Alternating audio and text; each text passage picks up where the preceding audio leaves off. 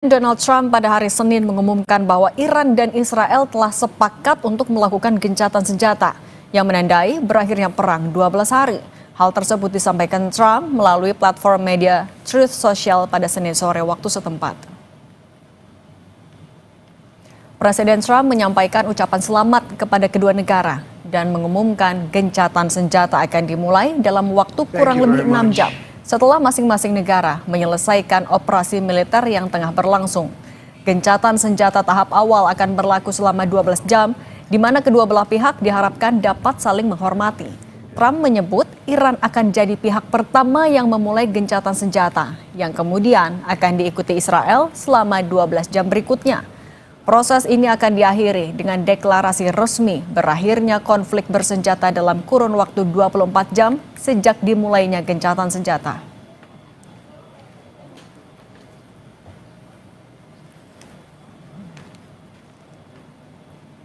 Sementara Menteri Luar Negeri Iran, Abbas Araghchi, membantah soal kesepakatan gencatan senjata Iran-Israel yang dinyatakan Presiden Amerika Serikat Donald Trump. Menlu Iran mengatakan, Iran akan menghentikan serangannya jika Israel menghentikan serangan udara sebelum pukul 4 pagi waktu setempat. Pernyataan ini menandai pernyataan resmi pertama Iran tentang klaim gencatan senjata antara Iran dan Israel yang diungkapkan oleh Presiden Amerika Serikat Donald Trump. Menlu Iran mengirimkan pesannya di media sosial X pada pukul 4:16 pagi. Sebelumnya, Iran menunggu Israel menghentikan serangannya paling lambat pukul 4 pagi waktu Tehran.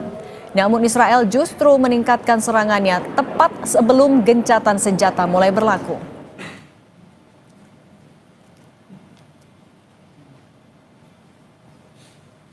Menteri-menteri luar negeri Uni Eropa menekankan pentingnya solusi diplomatik terkait situasi yang memanas di Iran.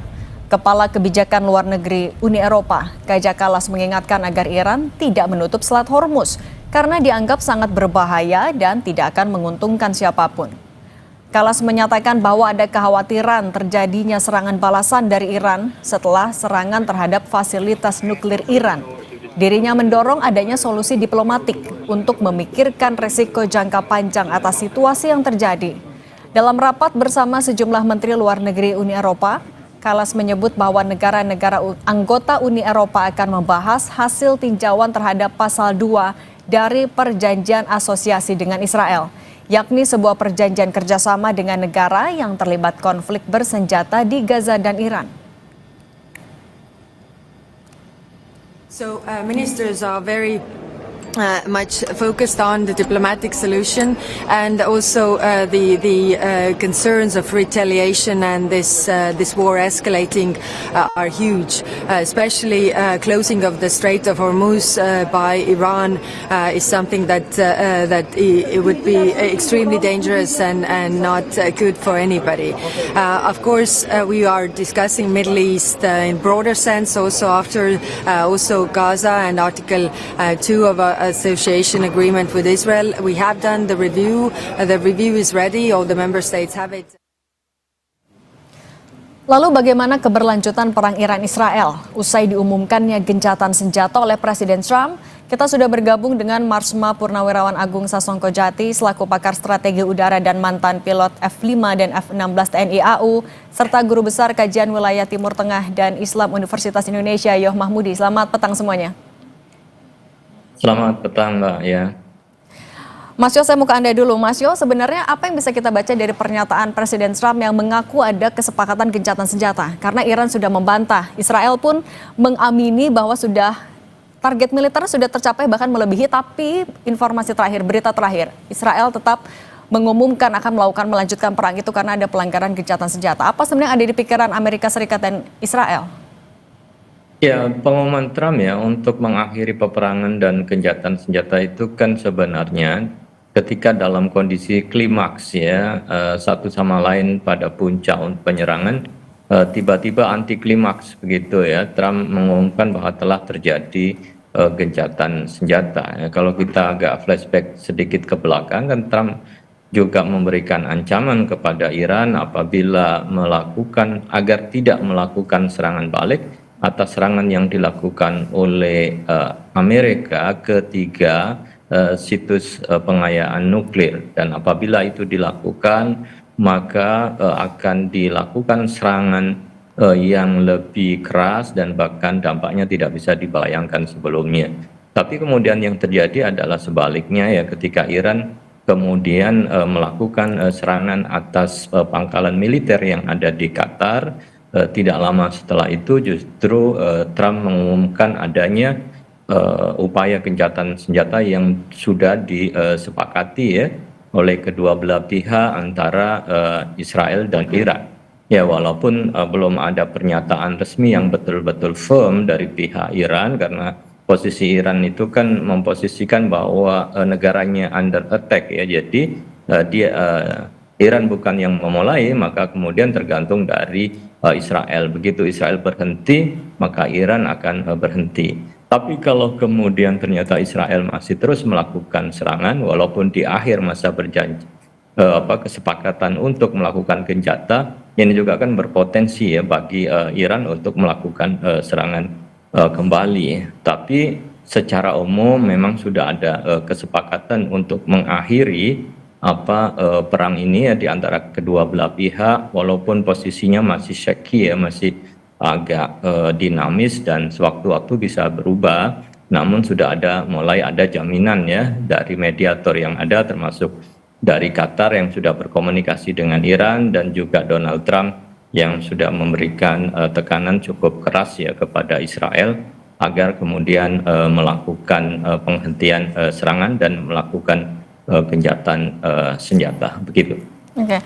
Kalau ke Pak Syarki, kalau Anda membaca pernyataan atau sikap dari AS dan juga Israel, iyakah kalau gencatan senjata itu akan bisa berlaku secepatnya, atau justru ya perang bisa berlanjut? Gencatan senjata pasti berlaku secepatnya, karena sudah bisa dilihat pada saat minggu pertama Israel berhasil merebut keunggulan di udara, bahkan dominasi udara. Tapi pada minggu kedua, pada 4 hari pertama dan 4 hari berikutnya, Iran meskipun dia sudah lumpuh ataupun memang sengaja tidak naik saat-saatnya, namun sudah berhasil membuktikan bahwa serangan rudalnya tidak bisa dihentikan dan tetap bisa kualitas dan kuantitasnya, dan bahkan makin lama kualitas rudalnya makin ampuh, bisa menerobos, dan terakhir dengan rudal Kyber yang multi warhead, di mana satu rudal bisa nanti pada saat apexnya jatuh dan berubah jadi 4 atau 5 mata rudal yang lebih kecil-kecil, itu membuat kesulitan bagi Israel. Dan Israel juga tahu betul bahwa dengan satu pesawat tempur kelas F-35, F-16 tidak mungkin membawa rudal Bunkers Buster yang beratnya hampir 14 ton, itu tidak mungkin. Itu hanya bisa dilaksanakan oleh Amerika. Dan Amerika juga tahu bahwa drama antara perang antara Iran dan Israel ini akan terus-terusan seperti ini dan berlangsung lama. Itu dari laporan intelijennya, Trump sudah bilang, ini mereka berhentinya kalau senjatanya habis. Itu sudah benar. Nah, untuk solusinya adalah Iran sudah mengatakan, kalau Israel berhenti menyerang, saya juga berhenti menyerang. Tapi Israel juga, gimana dia mau berhenti menyerang saat rudal Iran jalan terus, harus ada statement yang jelas. Maka dibantulah oleh Amerika dengan serangan udara yang terkoordinasi, yang katanya menghancurkan beberapa instalasi nuklir Iran. Tapi kita sudah tahu juga bahwa sudah bocor bahwa sudah diungsikan tuh peralatan manusianya, dan sehingga pemboman itu kalaupun tepat di situ juga tidak terlalu berarti apa-apa. Intinya tidak ada kebocoran uranium. Dan apakah itu tepat di sasaran itu atau di sebelahnya, orang juga nggak tahu. Dan jelas itu dibaca dari ucapan dari Menteri Pertahanan dan Kepala Staf Angkatan Senjata Amerika yang mengatakan, untuk battle damage assessment kami belum tahu. Nah, itu artinya tidak akan ada tahu. Karena tidak pernah ada ledakan besar di situ, hanya yang di permukaan saja akibat thermal. Jadi saya kira ini memang adalah false flag operation, jadi operasi bendera palsu istilahnya, yang memang untuk menyelamatkan muka daripada Israel, Iran, dan Amerika, di mana Amerika tetap sebagai yang di depan untuk membantu perdamaian. Israel meskipun gagal mencapai tujuannya menghancurkan instalasi nuklir, tapi sudah mission accomplished dengan klaim Amerika berhasil menghancurkan. Dan Iran juga tidak dikalahkan Israel, tetapi masuk meja perundingan karena sudah dibantu Amerika si Israelnya.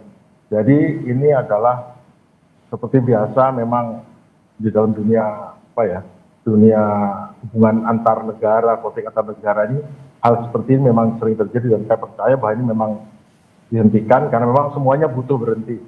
Karena Israel sudah makin kacau, ekonominya terganggu, Iran yang jelas terganggu. Tapi yang jelas Israel itu berhasil menunjukkan dia punya dominasi udara dan superioritas udara. Oke. Iran mempunyai superioritas di bidang informasi, keunggulan di bidang informasi. Oke, Mas Syarki, kami juga mau minta mungkin audionya bisa dibesarkan lagi atau didekatkan. Sambil itu saya mau ke Mas Yo. Mas Yo, ini kan kita masih melihat bagaimana eskalasinya, apakah akan melibatkan negara-negara Timur Tengah lain atau tidak. Tapi di sisi lain, apa yang bisa dilakukan Indonesia untuk mendorong deeskalasi di Timur Tengah? Ya, sebenarnya kan poin menuju deeskalasi sudah terjadi ya, sebagaimana statement dari Donald Trump. Dan Donald Trump juga mengucapkan terima kasih. Jarang pemimpin Amerika kemudian mengatakan God bless Iran begitu ya, karena kan statement awal itu sangat keras, bahkan hampir sama ya soundingnya dengan apa yang dilakukan oleh Israel, bahwa Ayatullah Khomeini itu harus turun karena rejim ini yang menjadi persoalan. Tetapi kan akhirnya mendapatkan sebuah solusi ya yang dianggap mungkin lebih dekat ke win-win solution ya di antara tiga negara yang sedang berkonflik ya, Amerika yang Donald Trump yang pada sisi kita lihat memang mendapatkan publik ya di negaranya, tetapi justru dengan mengumumkan perdamaian dan gencatan senjata seakan-akan mendapatkan kredit memang sebagai ya tokoh yang kemudian pro terhadap perdamaian dan tidak melanjutkan peperangan. Nah, Indonesia saya kira ya tinggal melanjutkan komunikasi selama ini yang sudah dilakukan ya terhadap negara besar ya, bisa berkomunikasi dengan Qatar, kemudian juga dengan Iran, juga punya hubungan dengan Amerika. Yang jelas adalah komitmen untuk menjaga perdamaian dan tentu juga diharapkan bisa menyelesaikan ya masalah fundamental ya, akar dari konflik yang tidak hanya gencatan senjata ini bersifat sementara, tetapi juga harus menyelesaikan persoalan yang lebih fundamental ya, yang tentu nanti kan berkaitan dengan masalah konflik Israel dan Palestina selanjutnya yang juga harus menjadi fokus. Nah, Mas Yo, tapi untuk menyelesaikan masalah fundamental itu, untuk ya ini menjaga deeskalasi di area Timur Tengah, bagaimana peran negara-negara di Timur Tengah tadi itu untuk menjaga agar ketegangan sudah tidak ada lagi, bisa betul-betul diselesaikan lewat gencatan senjata? Dan di balik itu kan sebenarnya ini menunjukkan kekuatan diplomasi ya yang dilakukan, termasuk dilakukan oleh Qatar. Dan biar bagaimanapun diplomasi itu kan membutuhkan pembiayaan yang sangat tinggi ya. Kenapa kemudian Trump begitu cepat mengalami perubahan, kadang bimbang ya, antara tetap setia dengan Amerika atau kemudian melihat ya peluang yang lain untuk perdamaian. Karena kita tahu bahwa dalam beberapa minggu sebelumnya kan ada lawatan Trump ya ke Saudi, kemudian ke Qatar, ke Uni Emirat, yang itu mendapatkan investasi yang sangat fantastis ya dari ketiga negara besar itu, hampir mencapai 2-3 triliun US dollar, yang itu bukan angka yang kecil bagi Amerika ya yang sedang dalam kondisi ekonominya juga tidak baik-baik saja. Dari Qatar kan hampir dapat 1,7 triliun US, termasuk juga rencana untuk digantikan pesawat kepresidenan dari Amerika yang itu disumbang oleh Qatar, kemudian juga demikian. Jadi tawaran perang pasti akan ditimbang ya, apakah mau berperang atau mengambil keuntungan dari investasi itu. Trump sebagai seorang pengusaha pasti kemudian lebih suka untuk mendapatkan. Nah soal itu juga, kalau Mas Syarki, kalau Anda membacanya, sebenarnya bagaimana sikap Amerika Serikat setelah mengumumkan adanya gencatan senjata, tapi ketegangan dari Israel itu masih diumumkan, begitu juga dengan militer Amerika Serikat yang masih berada di sekitaran wilayah Iran. Bagaimana Anda membaca sikap AS ini? Ya, Amerika memiliki pasukan yang digelar di sekeliling wilayah Iran itu ya sebetulnya itu untuk memang menampilkan sebagai kekuatan dominan sebagai polisi dunia. Namun dari apa yang kita lihat, bahwa Amerika tetap menginginkan peran utama di Timur Tengah dan tidak menginginkan konflik ini berlanjut. sudah cukup Israel membuat masalah dengan Gaza yang belum selesai, nggak tahu bagaimana menyelesaikan atau caranya. Dan ingat, mereka itu memisahkan antara Palestina dengan Israel dan Israel dengan Iran. Jadi dia tidak mau bahwa Iran itu pembenarannya karena bela Palestina, itu tidak bisa. Houthi bela Palestina tidak bisa. Urusan Israel dengan Iran itu urusan bentrok tersendiri, antara Israel dengan Palestina itu bentrok tersendiri. Jadi tidak. Kalau kita kan logikanya, kita semua berjuang membela Palestina. Tetapi di mata mereka, dan itu jangan merugikan kalau mereka berpikir ini membela itu. Jadi khusus untuk Palestina urusannya sendiri, urusan Iran urusan sendiri. Jadi nggak ada kaitan antara membela asasi manusia tadi. Itu memang pakemnya Amerika di situ. Cuman memang harus kita perhatikan bahwa kepentingan Amerika yang utama dalam keputusan ini agar Amerika tetap menjadi leading atau pemimpin dalam politik di geopolitik di Timur Tengah. Oke, Mas Syarki, Iran kan berkali-kali menegaskan kalau akan melakukan serangan balasan bagi siapapun yang juga melakukan serangan. Dengan kita tahu fakta bahwa pangkalan militer Amerika Serikat di Timur Tengah itu tersebar di 8 negara. Apabila eskalasi ini berlanjut, haruskah diwaspadai akhirnya perang antara Iran dan Israel bisa melibatkan 8 negara ini? Untuk apa Iran menyerang? Untungnya apa? Kan sudah dikalkulasi. Jadi kan semua keuntungan itu kan bukan secara real berperangnya, tetapi bagaimana nama yang diperoleh, sambutan masyarakat, perhatian dunia, dan keuntungan apa. Perang dan diplomasi itu sama-sama adalah tawar-menawar, di mana diplomasi secara damai, perang secara kekerasan. Namun sebetulnya perang lanjut diplomasi lanjut perang, dan perang itu kan juga hanya perang militer, tapi ada perang ekonomi dan perang informasional. Namun sekarang di era media sosial ini, kadang-kadang pertempuran itu cukup hanya sekian persen, tetapi pembesarannya dengan media informasi, media perang informasi itu lebih besar. Sehingga bisa kita lihat untuk apa untungnya Iran melanjutkan. Karena secara informasi dia sudah menang, terus terang Amerika dan Israel ini sudah kalah dalam perang informasi dengan Iran. Di mana setelah minggu kedua, ketiga saat Iran berhasil mengkonter dan berhasil menyerang, dan meskipun hanya 10-20% rudal masuk, itu sepenuhnya bahwa Iran sebagai negara yang kelihatan lebih lemah, tetapi dia berhasil menghancurkan atau menghilangkan image dari Israel sebagai negara yang tangguh, tidak terkalahkan, dan akhirnya Israel mencari bantuan Amerika. Itu nggak bisa dihapus dengan mudah. Dan Iran sudah mencapai tujuannya dengan segala kehancuran dia alami, dia sudah mencapai tujuannya. Satu, tidak ada melakukan serangan proporsional juga ya, berarti? Nuklirnya hancur. Yang kedua, tidak ada satupun yang menyatakan bahwa Iran kalah oleh Israel. Itu udah kemenangan bagi Iran. Itu yang pertama.